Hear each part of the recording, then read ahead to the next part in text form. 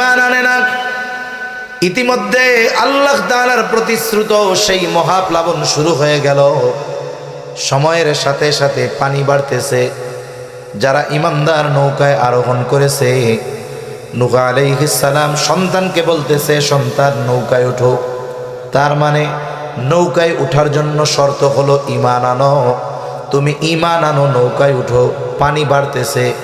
নূহ আলাইহিস সালামের সন্তান ঈমান আনতে অস্বীকৃতি জ্ঞাপন করলো।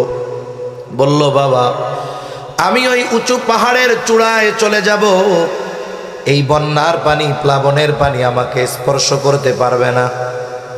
এমনি সময়ের প্লাবন, বন্যা আর নূহ আলাইহিস সালামের সময় সংগঠিত প্লাবন এক নয়। বলে ওই মহাপ্লাবনে গোটা পৃথিবীতে 1 ইঞ্চি জায়গাও শুকনা ছিল না। গোটা পৃথিবী প্লাবিত হয়ে গেছে, সন্তানও মারা গেছে। বেঈমান। কিয়ামতের দিন আল্লাহ তাআলা নূহ আলাইহিস সালামকে জিজ্ঞাসা করবে না, ও পয়গম্বর নূহ, কেন আপনার সন্তান ঈমান আনলো না? কেন জিজ্ঞাসা করবে না? উনি সন্তানের ব্যাপারে যথাসাধ্য চেষ্টা করেছেন, বলেছেন, প্রচেষ্টা করেছেন। উনি চেষ্টা করতে পারেন, কিন্তু উনি হেদায়েতের মালিক নয়। হেদায়েতের মালিক যিনি, তিনি কে? নূহ আলাইহিস সালাম সন্তানের ব্যাপারে তার কোনো কমতি নাই, সর্বোচ্চ চেষ্টা করেছেন, কিন্তু হেদায়েতের মালিক আল্লাহ।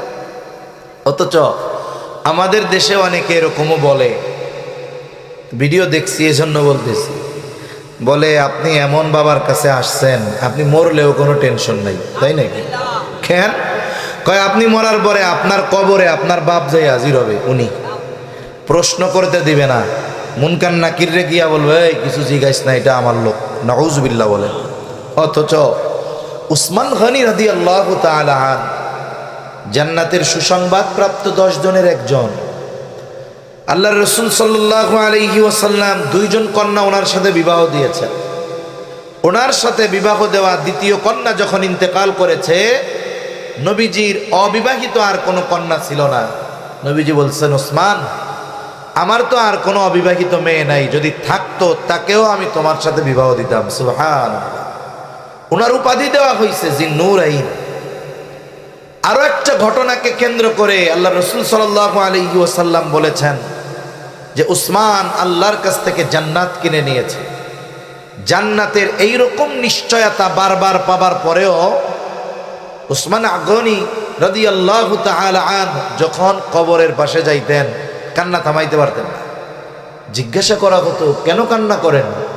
আপনি না জান্নাতের সুসংবাদ প্রাপ্ত? তিনি বলতেন, আমি তো জান্নাতের গ্যারান্টি পাইলাম, কিন্তু কবরে কি হবে এই ব্যাপারে তো আমি জানি না।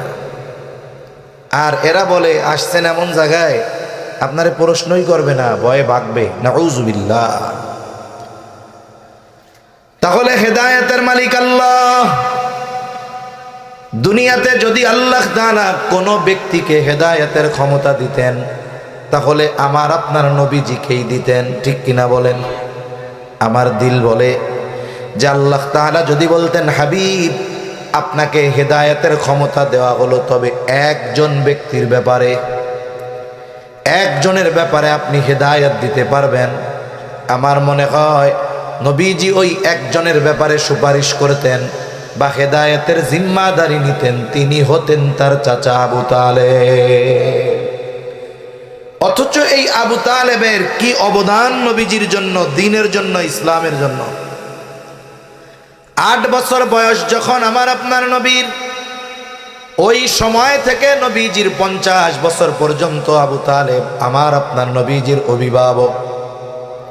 ঐতিহাসিকেরা বলে আবু তালেব তার সমস্ত সন্তানদের চাইতে আমার আপনার নবীকে বেশি ভালোবাসতেন।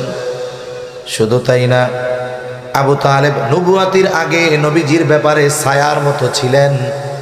নবুয়াতির পরে আরো বিশাল জিম্মাদারি তিনি নিয়েছেন।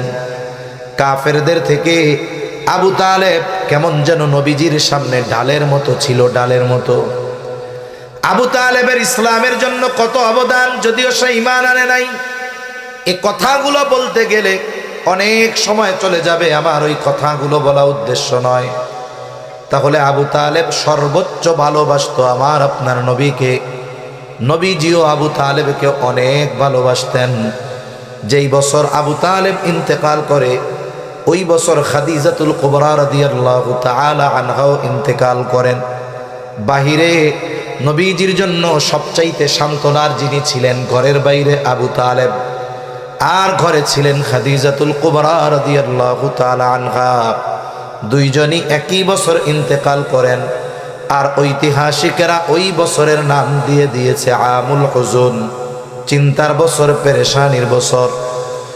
আবু তালেব যখন জীবনের অন্তিম সময়, বোঝা যায় আর বেশি সময় দুনিয়ায় থাকবে না, আবু তালেবের মাথার কাছে গিয়ে আমার আপনার নবীজি বসছেন। গিয়ে বলে, চাচা আপনি শুধু বলেন লা ইলাহা ইল্লাল্লাহ, বাকি বিষয়ের জন্য আমি আল্লাহর কাছে আপনার জন্য সুপারিশ করব। শুধু বলেন লা ইলাহা ইল্লাল্লাহ, আপনি শুধু এতটুকু বলেন। বলেন তো, দুনিয়ায় কোনো বেঈমান যদি ঈমান আনতে চায়, একনিষ্ঠতা একাগ্রতার সাথে দিল থেকে যদি শুধু বলে লা ইলাহা ইল্লাল্লাহ, কিন্তু মুহাম্মাদুর রাসূলুল্লাহর স্বীকৃতি দেয় না, ওই ব্যক্তি যত একাগ্রতার সাথে লা ইলাহা ইল্লাল্লাহ বলুক না কেন, ওই ব্যক্তির নামটা ঈমানদারদের তালিকায় অন্তর্ভুক্ত হবে নাকি? হবে না। তবে আবু তালেবের ব্যাপারে নবীজি বলতেছেন, আপনি শুধু এতটুক বলেন, বাকি বিষয় আল্লাহর সাথে আমার হবে। আবু তালেবের চেহারার মধ্যে বোঝা যায় এই বুঝি বলে লা ইলাহা ইল্লাল্লাহ।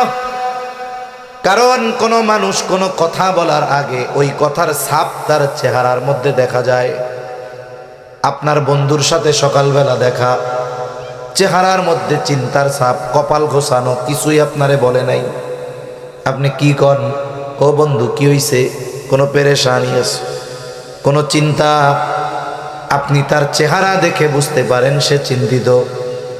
আবার যখন কারো চেহারার মধ্যে রাগান্বিত ছাপ থাকে, চোখটা গরম থাকে, বোঝা যায় লোকটা রাগান্বিত, যা বলবে সব গরম কথা। আবার অনেক সময় অনেকের চেহারায় দেখা যায় হাস্য উজ্জ্বল ছাপ, বোঝা যায় এখন যদি কোনো কথা বলে সেটা হবে কোনো আনন্দের কথা।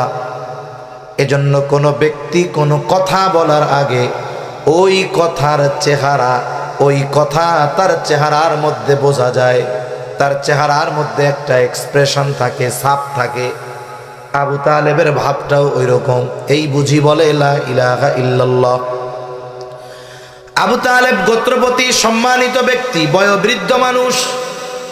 ইন্তেকালের সময় মক্কার কাফের সরদারেরাও আবু তালেবের বাড়িতে উপস্থিত।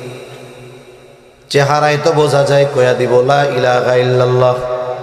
আবু জেহেল, উতবা সাহেবা দৌড় দিয়ে আসছে, খবরদার খবরদার, আবু তালেব আপনি বংশের একজন, কুরাইশ বংশের নেতা, আমরা আপনাকে বীর পুরুষ মনে করি, খবরদার খবরদার, মারা যাওয়ার আগে যদি বাপ দাদার ধর্ম ত্যাগ করে মরেন তাহলে মানুষ আপনারে বীর পুরুষ বলবে না, কা পুরুষ বলবে, খবরদার এমনটা করবেন না।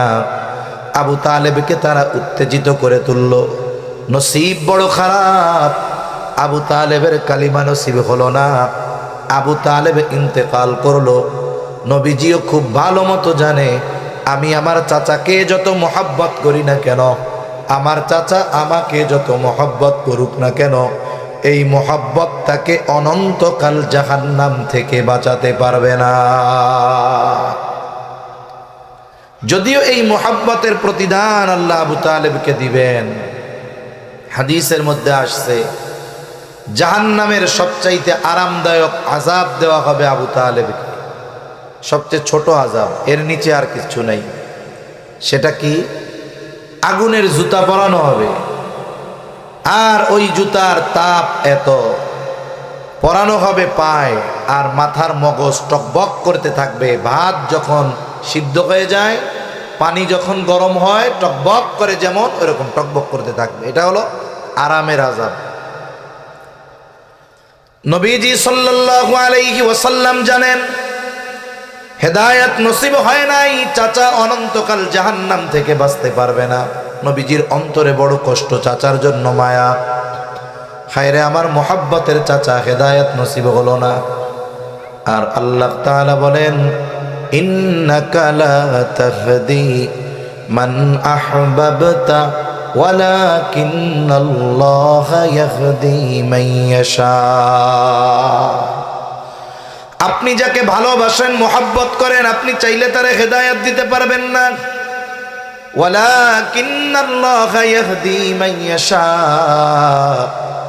বরং আল্লাহ তাআলা যাকে চান তিনি তাকে হেদায়েত দেন। তবে আমরা চেষ্টা করতে পারি কিন্তু হেদায়েত দিতে পারবো না। চেষ্টায় যেন ত্রুটি না থাকে, এটার ব্যাপারেই আমার আপনার আল্লাহর দরবারে জিজ্ঞাসিত হতে হবে। আমি চেষ্টা করব হেদায়েত দেওয়ার মালিককে। তাহলে আল্লাহ তাআলা বলেন, নিজে আমল কইরা বাঁচবা জাহান্নাম থেকে, অধীনস্থদেরকে আমল করানোর জন্য যা করার দরকার এই ব্যাপারে সর্বোচ্চ প্রচেষ্টা করবা। তাহলে নিজে বাঁচা ফরজ, অধীনস্থদেরকে জাহান্নাম থেকে বাঁচানোর জন্য ইসলাম যা বলে এটা করা ফরজ।